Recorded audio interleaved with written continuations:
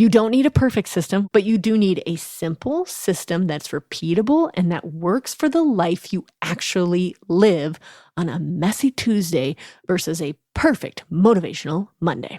Hello and welcome to the Encourager Podcast, where we talk about real life and real systems so you can joyfully harmonize both home and work. I'm your host, Rebecca Scott. I'm a wife, mom, designer, coach, and lifelong systems thinker. And I help overwhelmed women build simple, sustainable rhythms that actually work for their real lives. Around here, we talk about priorities, pre-decisions, and practical tools that bring peace instead of pressure. Because you don't need more hustle, you need better systems and more grace. Today's episode is a good one. Hello, Encouragers. On this week's podcast, we want to talk about 3 mistakes people make within their systems. We've been going on a little stint here of why systems matter, how to know when they're broke, and today's episode is 3 mistakes people often make with systems. You can start designing systems that will actually stick even when life feels chaotic. Mistake number 1, building systems for your best day. You know me, I love creating systems. I can create systems all day long on a perfect life, but that is not realistic. So I've had to learn how to adjust systems to the unique family setups of those that I coach, or the unique family setup of my own family as life and seasons and ages change. Most people build systems based on their most productive, organized, motivated self, but real life is built on average days. So for example, planning elaborate meal plans that are multi-steps. How long are you going to last at that one? Or creating a 15-step morning or evening routine. Oh gosh, I've definitely done that because I had a season where I could spend more time on every last single step of skincare. Or scheduling every hour. I tried that one too. It doesn't work. Rather than blocking things. That's what I learned from that. Is like you can't schedule every hour, but you can block things. It's a whole nother subject, but it's valid. A system should work on a tired Tuesday, not just a perfect Monday. So Encouragers, if you've been creating systems after listening to the podcast series here, I want you to ask yourself this: would this work on a tired Tuesday, not just a perfect Monday? It's a perfect little check-in for your system. For example, for myself, on Wednesdays, I do all of my errands on Wednesday. All the meetups I do with my seamstresses for my person accessory band happen on Wednesday morning. Then I come home, I fit and finish, and then if time allows, on a perfect Wednesday, I also get to do some writing. And what I realized is every time I put that third thing on there, so I do errands, then I come home and I do fit and finish, which are only 2 things. But I have to unload the groceries in the middle there. Depending on the workload, I might have more purses than normal week or whatever. I could not squeeze the writing thing in. But because I love all of those things, I was squeezing the writing in, and then the writing got dry, and then I had a hard time to, you hear what I'm saying here? I was designing it for a perfect Wednesday instead of an actual Wednesday. And so I took the third thing off. I took writing off. I moved it to Thursdays. So much better.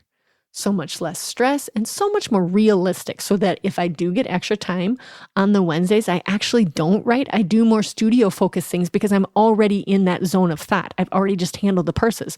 So it makes the most sense to start adding them to the need to photo list, getting them down there for the photographer, like to stay in the sewing mindset. If your system only works when you're having a great day, it's not a system yet. Okay? We need to make it for average days. Mistake number 2, trying to fix everything at once. Oh, I'm good at this. Just kidding. Oh man, I just want to take it all on. We're just going to fix it all up so then it's done and it's over with, right?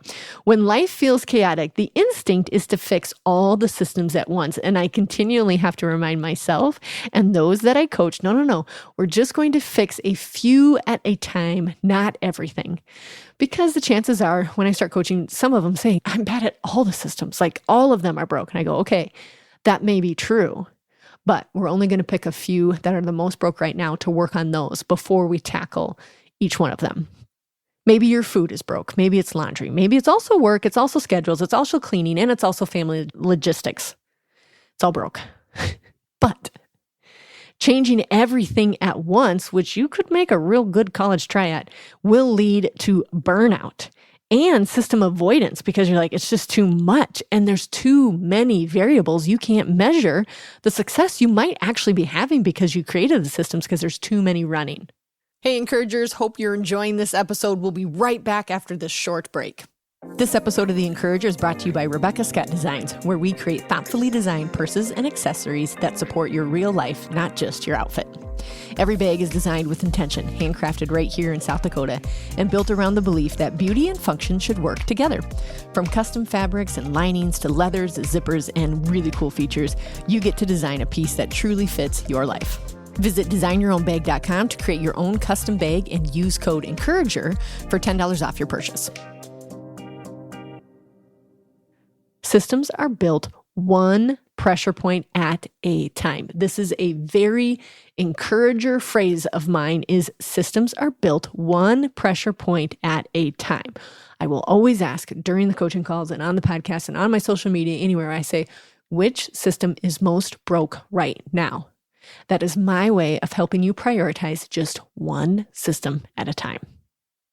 When I was working in 2023, I felt a real burnout start to come on. And I expressed it probably too late, as I always do, as I kind of do my own self-reflection first and see if I can fix it. I finally expressed to my husband, I think here's what's going on. And I expressed to my teammates, here's what is going on.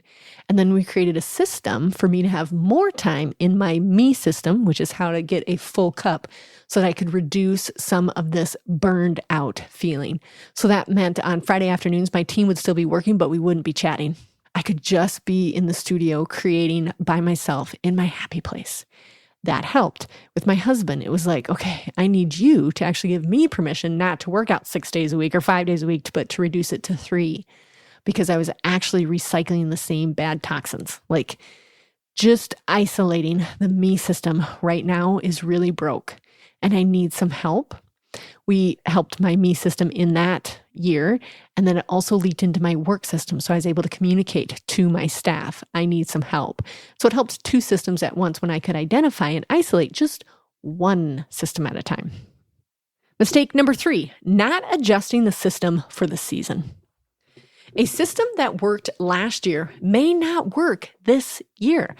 I think I told you on the last podcast is that I started to do chores at 5 and it worked so good. I'd have an alarm clock on my phone and it would go off at 5 p.m. I'm like, time to do chores, until I realized we're never at home at the 5 o'clock hour. We're always at some kind of activity or something with the kids or the family or whatever. And so I realized I need a different system for chores. That is no longer working this year. Some other examples might be we need to be able to adjust the system to the current season. Systems should flex with the season of life. Like you still have a system, but it's going to flex a little bit this year because of some changes. So for example, when I decided to amp up my show season for Rebecca Scott Designs, the purses and accessories, I thought, okay, what systems is this going to affect the most? Mostly the family system and like when I come home and even when we do chores on Sundays, if I'm not home because I'm traveling home from the show, what does that mean? So let's tweak the system a little bit so it's less overwhelming for the kids and the family when I'm coming home and they know what they need to do for me to relax once I do get home. So I had to change that system based on the season that I knew I was going to take on. And guess what? They still managed to do the system without me there because we wrote down a few more details, but it flexed a little bit and I didn't make it quite as detailed because, to be honest, mommy wasn't there to inspect their work and I didn't want to come home and inspect work. So I was like, okay, what would be the bare minimum for the family to take care of until I got home cleaning wise? But the system flexed. It didn't go away. It just flexed a little bit. The best systems evolve. So this is exactly why I teach the 5 systems: me system, food system, home system, family system, and work system. Because when one of them breaks, everything else feels heavier because you're like, oh, geez, this one is really, really, really hurting. So I want you to ask yourself this week, is your system failing or is it just built for a different season? Have things shifted? Do you need to just tweak it a little bit? And here's some permission to do that. If you need to come up with a whole new system, that's okay too. But sometimes it's just tiny tweaks to a well-oiled system that is changing because of your current season. You don't need a perfect system. Oh my goodness, do not take that away. Remember, they have to be flexible, but you do need a simple system that's repeatable and that works for the life you actually live on a messy Tuesday versus a perfect motivational Monday. If you want help identifying where your systems are breaking and building some ones that actually support your unique lifestyles and your unique family plans, I would love to pair with you in one-on-one coaching. That is available on theencouragerpodcast.com. Let's have a little chit chat. Let's talk about your systems, which ones are the most broke, and let's put some priorities in place so we can create them and you can do them even on the messy Tuesdays. Until next time, encouragers, we got this because he's got us. If this podcast has encouraged you or helped you in any way, I'd be so grateful if you'd subscribe and leave a 5-star review. It truly helps more women find these conversations. And if you're listening thinking, I don't need more motivation, I need someone to help me figure out my actual life, that's exactly what I do. Through Encourager Academy and one-on-one coaching, I help women build personalized systems for their home, work, and life rhythms. No cookie-cutter routines, but structures that fit your unique personality, your season, and your capacity. You can explore the Academy or book a free discovery call at theencouragerpodcast.com. Let's take your next small step forward together.